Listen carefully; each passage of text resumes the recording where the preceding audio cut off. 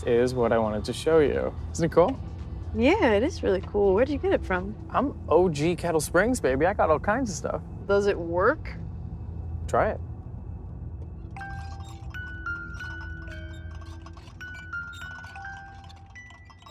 Look out!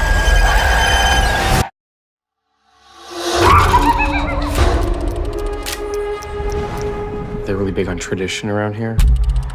Every year, there's this parade where everyone gathers around a Frendo float. Frendo? It's the clown on all the Baypen Corn Syrup labels. He's practically a local legend.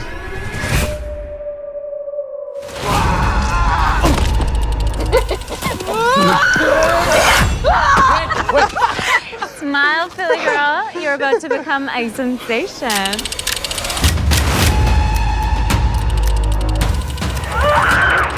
Be careful who you hang out with.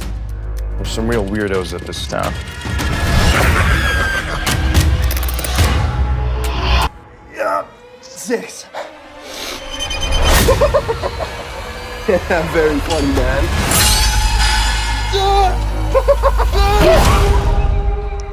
Hey, Ginger! You okay?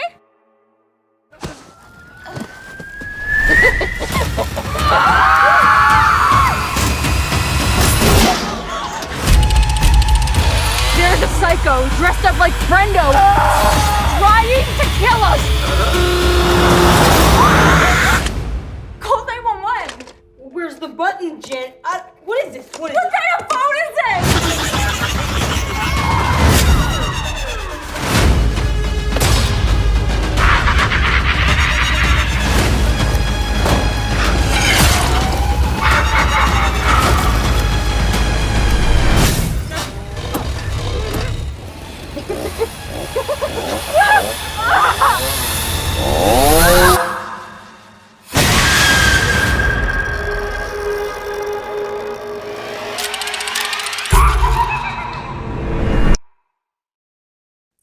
Hello, everyone, and welcome to the NRW where Nerds Rule the World. I am Heather Hurt, and I am here with Eli Craig, the director of Clown in a Cornfield, based off the novel by Adam Cesare, who is also with me today. How are you guys today? Doing great. Great to see you. Thank you guys so much for spending some time with me. I had a lot of fun with the film. I read the book a while back, so I was pretty excited to see it. Awesome. Thank you. I'm a comic retailer in real life, so I love horror books. So one of the great things about horror, if you're a fan of horror in the outside world and you want to try and get into it more, reading it is the best way to do it. It'll help you just bring you in. So with that being said, Adam, I want to start with the question with you. You got to turn your book into a film. How did you feel when you were when they came to you, and how did you feel when I didn't do it? He did it. I just kind of got to sit back and like nerd out and stuff. Like better. I love horror movies. Yeah, no, I had the easiest job. I just love horror movies, and the book is very you've read the book. The book is a slasher. Slashers are a cinematic subgenre, a filmic subgenre. They're not really a literary subgenre. So to have it transposed back into a slasher movie is kind of like, it's pinch me, I'm dreaming kind of stuff. And to get to work with Eli, who I've been a fan of for 15 years now, is a dream. Yeah, it's just great. It's just awesome. It just made me think of something while you're talking, but like one of the great things about directing is putting all these elements into place. And that's so much of directing happens in prep. And then to get to be front row and watch these actors bring it to life and have it be an interactive experience. So you're getting to work with them and they're getting to work with you to do it. But sometimes I sit back in the director's chair and I'm just watching a movie, and you just can't believe you get to be there watching this creation in front of you. And yes, obviously you're crafting the scene, you're doing all these things, but they bring so much to it. And so sometimes you're the audience as well, and it's really fun. Absolutely. And one of the really cool things about this film is that Eli, you've kind of done that mix and match with horror, comedy horror, like real deep, dark horror. What you kind of got to bring all of that together with this film. There was a little bit of deep darkness, there was a little bit of comedy, and all together it came up to a clown. What was it like? What was this film like directing versus some of the others you've done? Well, I mean, I was making a horror film here, and with moments of comedy and levity in them. So I was really going for the horror thriller part of this, and I didn't feel so beholden to comedic moments. In the other films I've done, I've been like, what's my button out of here? What's my joke to get out of this scene? And I let all that stuff go, which is actually kind of freeing in some ways. You know, comedy is hard, and you're constantly looking, how do you elevate this and how do you make this scene funnier? And I really didn't look to do that in this film. I was only making the things funny that were naturally funny. And I really enjoyed the sort of athleticism of this. Like, it was a very active film. We were running through corn and having people slash through things and diving through explosions and smashing cars through walls. And it was really a stunt spectacle too. And it's just such a blast for me to get to play in a genre that I love and like just take a big bite out of it. That's a great way to put it. Take a big bite out of it. It's like a threat in a way too when it comes to Yeah. Adam, so when you're talking about these big dramatic scenes, there's of course the problem with, you know, any shifting anything from one adaptation to another is you lose some of the original story. Of course, you also get to grow and develop some of it as well. But as this film was being made, what did you give up? What were you willing to give up so that the story or the plot could continue in a visual standard? I mean, Eli and I have talked about this where there's it's a very faithful adaptation in a lot of ways, but it also gets to be I can get to sit and watch it and be like, oh, this is like an Eli Craig film, you know, like I get to enjoy his point of view, his sense of humor, the way that he presents things, but he's plucking little things out of the book. It's a 96-minute movie. I was just saying in another interview, like, I wouldn't want to see the 3-hour cut that includes everything from the book. Like, it's just that would defeat the purpose. That wouldn't be the Eli Craig joint that I want it to be as a fan. So like, it's just such a deft act of adaptation where you're knowing when to hold them, knowing when to fold them, like with regards to adapting a book. I think it just nails it. And there's so many surprising things to it too. Like the kills, I love my kills in the book, and I love Eli's kills, which are almost all different. They're all like, it's like fans of the book will not be bored watching the film. They won't know what to expect, even though it's going to follow the broad strokes. They're going to get some surprises. And I think that's part and parcel of what we want Clown in the Cornfield to be. We always want it to be surprising, no matter the medium, which is great. Yeah. And with that said, Eli, there were some really fun elements that you don't see that you don't even see in some other slasher films. You really got to just make up some stuff in this. What was your favorite moment? Of course, we don't want to spoil anything, but what was your favorite moment that you got to adapt from Adam's book, but that you made your own?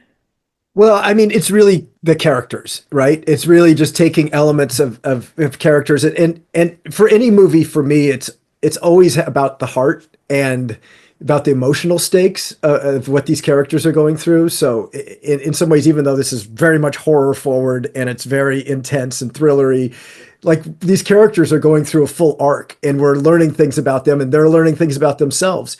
So there's one big reveal sort of around the midpoint of the movie that about these two characters that they open up in a way that is surprising, I think, for the audience, but also surprising for some of the characters in the movie. And it felt like a very cool thing to be able to explore that I see often as being like the lead theme in a movie, but not the background, not just like a small character element in a bigger picture. And that was really fun for me. I actually like that point. And one of the big things you see in modern discourse about horror is that there's very important themes to horror that, the others, there's an othering element to horror that's so important. And Adam, in your book, you do not shy away from the othering element of these characters.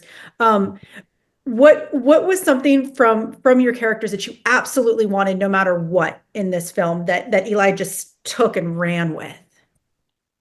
I think the elements he's talking about, I believe he actually enhanced from the book. And again, it's getting too far into spoilers. But I think let's just talk about Quinn and her dad. Let's talk about the father-daughter relationship, which has only grown more important to me because I did not have a daughter when I first wrote the book, but I do have one now, and I always kind of felt. Katie Douglas plays Quinn Maybrook, and Aaron Abrams plays her dad, Glenn.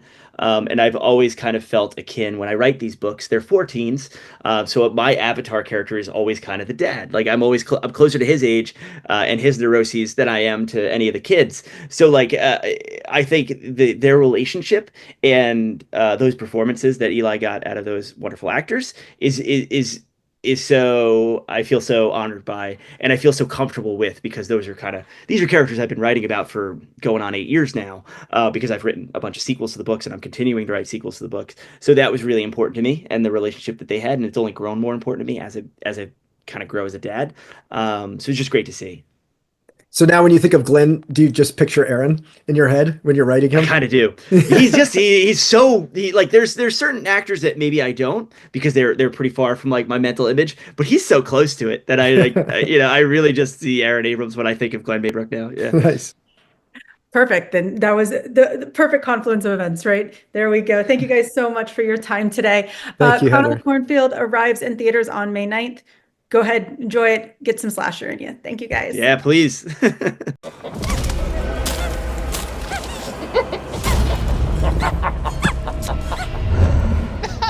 check it out, it's Frendo.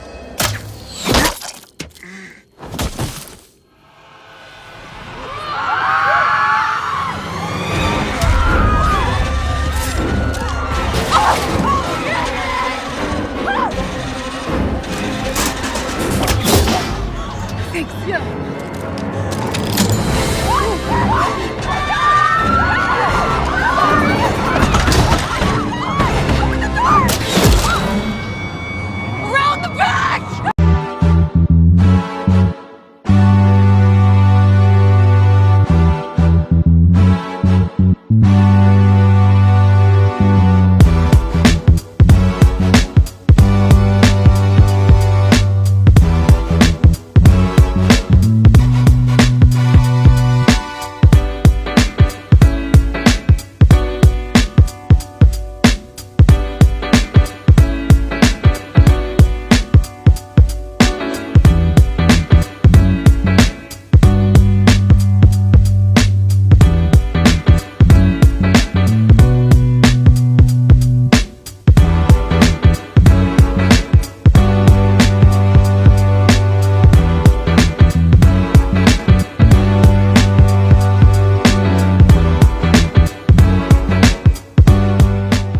Nerds rule the world. Pleasure chatting with you. Love to all my nerds who rule the world.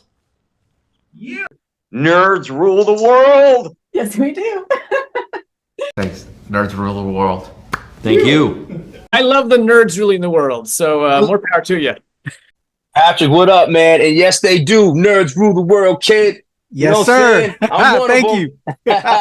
Awesome. Kuya P, nerds rule the world. Hello. Yes, they do. Yes! Oh, Nerds rule the world. I got It's in the title of your show, like Nerds Rule the World. Like, I want more Black weirdos on screen, and I don't feel like we ever get to see that very much. Thank you so much. Nerds do rule the world. Yes. Thank you. Thank you, Nerds Rule. Love it. Hello, Sarah. Hello, Julian. Yes, yes. Rock on. I love it. Thank you so much. It's good to see you. I love Nerds Rule the World. but yeah, there's a heavy nerd component, man. Yeah. And at the end of the day, if you ask me, nerds rule the world. So Absolutely. And you're right. Nerds do rule the world. We're just the best. Yes. Thank you, ladies. Thank you so much. Yes. Thank you, guys. Bye. It's your boy Kuya P. Nerds rule the world. Thank you so much, guys. I appreciate you. do. They rule the world all right. Yes. Take care, Tony. Thank you, guys.